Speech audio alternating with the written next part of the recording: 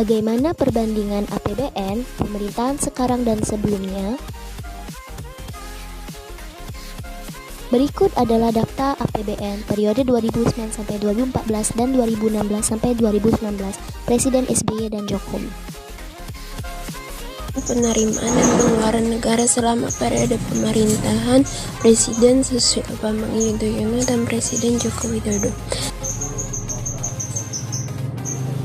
Yang pertama yaitu periode pemerintahan Presiden Susilo Bambang Yudhoyono pada tahun 2009 sampai dengan tahun 2014. Yang pertama yaitu pendapatan negara dan hibah pada tahun 2009 dengan total 848,8 triliun, 2010 995,3 triliun, pada tahun 2011 1.210,6 triliun, pada tahun 2012 1.338,1 triliun, 2013 1.438,9 triliun, dan pada tahun 2014 mengalami kenaikan dengan total 1.635,4 triliun.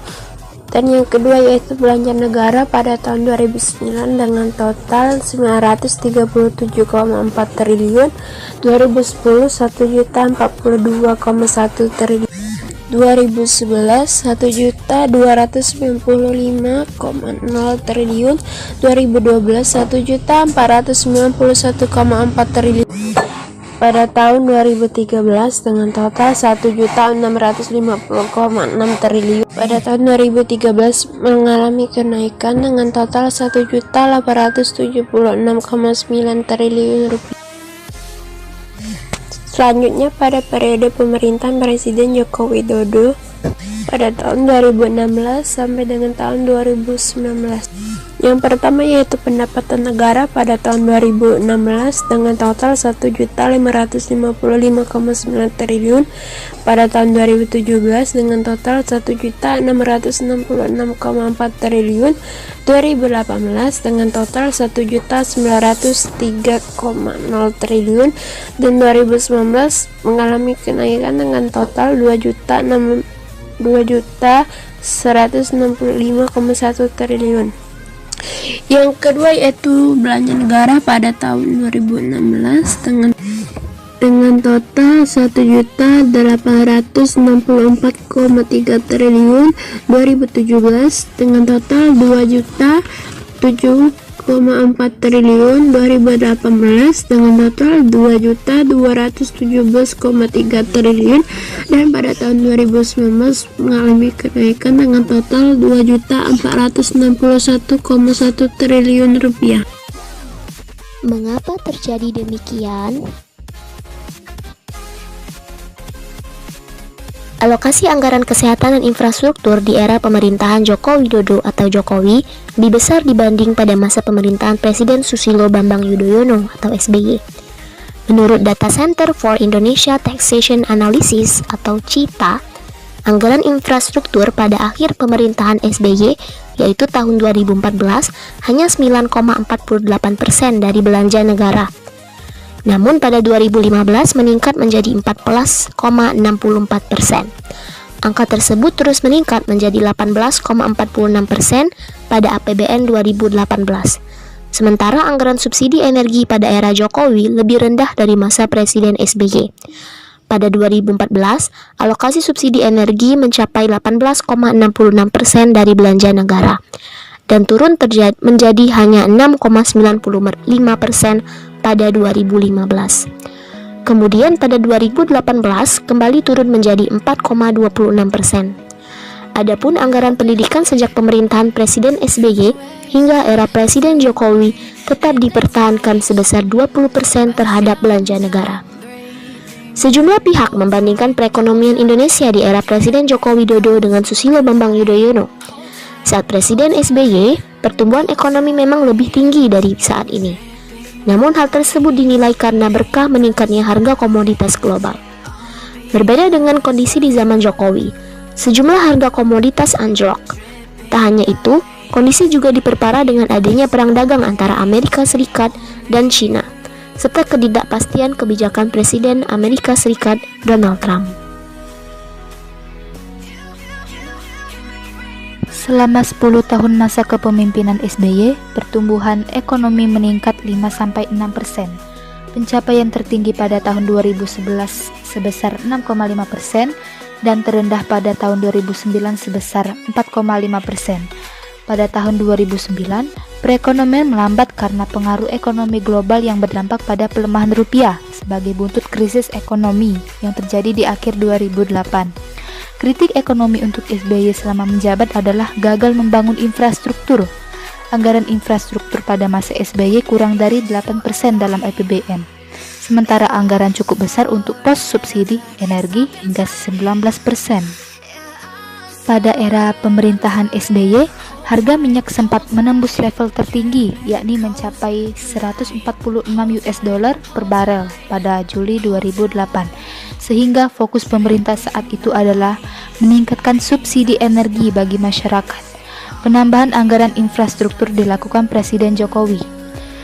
Lalu, pertumbuhan ekonomi tercatat 4,79% pada tahun 2015.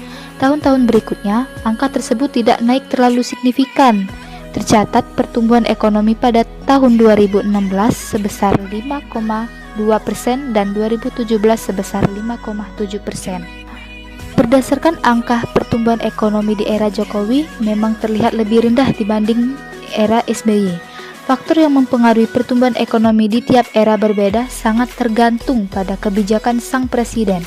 Di era SBY, pemerintah memilih stabilisasi makroekonomi dan politik dengan subsidi energi yang besar. Cara efisiensi yang paling efektif terhadap pengeluaran. Pada bagian apa yang bisa dilakukan? Sebaiknya yang dapat dilakukan pemerintah yaitu menggalakkan efisiensi anggaran belanja dengan penghematan yang akan dilakukan pada anggaran belanja barang, kegiatan perjalanan dinas, dan honor. Sedangkan untuk belanja modal, jika dimungkinkan justru naik dalam batas wajar. Kemudian dengan pengoptimalan penerimaan pajak, di samping itu untuk pelaksanaan program-program prioritas nasional seperti pembangunan manusia melalui pengurangan kemiskinan dan peningkatan pelayanan dasar hingga pengurangan kesenjangan antar wilayah melalui penguatan konektivitas dan kemaritiman. Selanjutnya, peningkatan nilai tambah ekonomi melalui pertanian, industri dan jasa produktif, pemantapan ketahanan energi, pangan, sumber daya air, serta stabilitas keamanan nasional. Kegiatan terbaru subjek keuangan negara. Apa yang dimaksud dengan subjek keuangan negara? Subjek keuangan negara yaitu seluruh pelaku yang memiliki atau menguasai objek sebagaimana tersebut di atas, yaitu pemerintah pusat, pemerintah daerah, perusahaan negara atau daerah, dan badan lainnya yang ada kaitannya dengan keuangan negara. Subjek ekonomi negara yaitu bukan penerimaan yang menentukan pengeluaran, tetapi penerimaan negara akan disesuaikan dengan target pengeluaran negara. Misal, pemerintah mengeluarkan anggaran belanja untuk meningkatkan kesejahteraan warga. Jika kesejahteraan sudah merata, maka pendapatan negara pun akan meningkat. Baiklah, selanjutnya tentang objek keuangan negara yang meliputi semua hak dan kewajiban negara yang dapat dinilai dengan uang, termasuk kebijakan dan kegiatan dalam bidang fiskal, moneter, dan pengelolaan kekayaan negara yang dipisahkan, serta segala sesuatu baik berupa uang maupun berupa barang yang dapat dijadikan milik negara yang berhubungan dengan pelaksanaan hak dan kewajiban tersebut. Selanjutnya tentang kegiatan subjek pemerintah yang terjadi pada minggu ini pada tanggal 7 September 2020. Kementerian Keuangan, yaitu Menteri Sri Mulyani, yang melakukan belanja anggaran senilai 7,21 triliun untuk subsidi kuota di tengah wabah COVID-19 ini.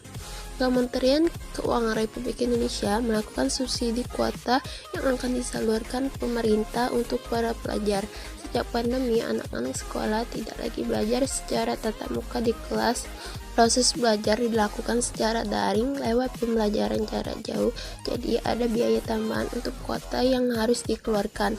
Total anggaran sebesar 7,21 triliun tadi dialokasikan untuk subsidi kuota agar mendukung PJJ tadi. Anggaran ini berasal dari anggaran tambahan untuk Kementerian Pendidikan dan Kebudayaan Republik Indonesia dari dana cadangan APBN pada tahun 2020 tadi. Untuk melihat infografis ya, silakan melihat di bawah ini. Nantinya subsidi kuota juga bakal diberikan kepada guru dan dosen. Saat ini masih dalam proses perhitungan.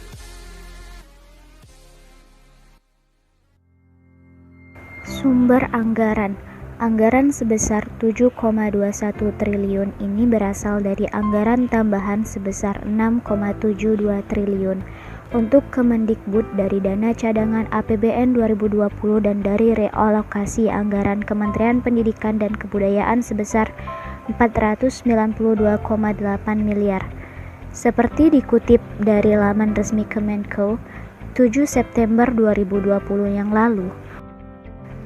Kemudian tujuan pengalokasian.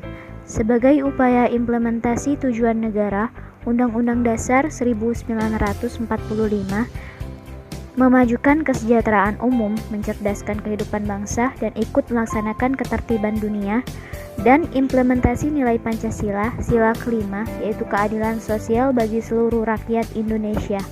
Upaya ini dilakukan atas masukan dan kritik dari masyarakat yang mayoritas terkendala pulsa kuota internet dalam mengakses pembelajaran jarak jauh atau PJJ.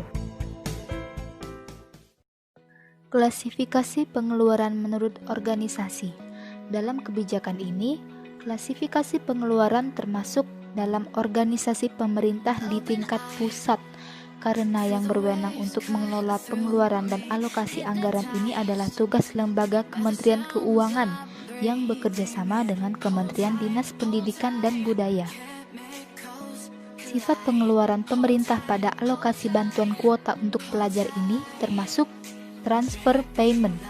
Jadi, transfer payment adalah pengeluaran pemerintah yang bukan merupakan pengeluaran terhadap pembayaran barang dan jasa, melainkan diambil dari sebagian dari pendapatan atau cadangan APBN tahun sebelumnya. Transfer payment sebagai bentuk pengeluaran pemerintah yang diberikan untuk masyarakat dengan tujuan tertentu, seperti kuota, BBM, yang merupakan dalam bentuk barang dan dalam bentuk uang lainnya. Mekanisme penyerahan anggaran. Cadangan APBN 2020, dukungan dana dari bagian anggaran dan bendahara umum atau BABUN dari Kemenko yang diserahkan ke Kemendikbud. Kemendikbud juga membuat relaksasi dana bantuan operasional sekolah atau BOS, di mana satuan pendidikan diberi kewenangan mengalokasikan dana BOS untuk penyediaan kuota internet guru dan siswa.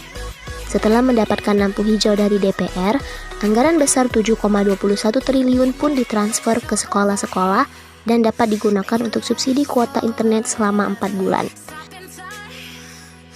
Kemungkinan hal negatif saat penyerahan anggaran 7,21 triliun.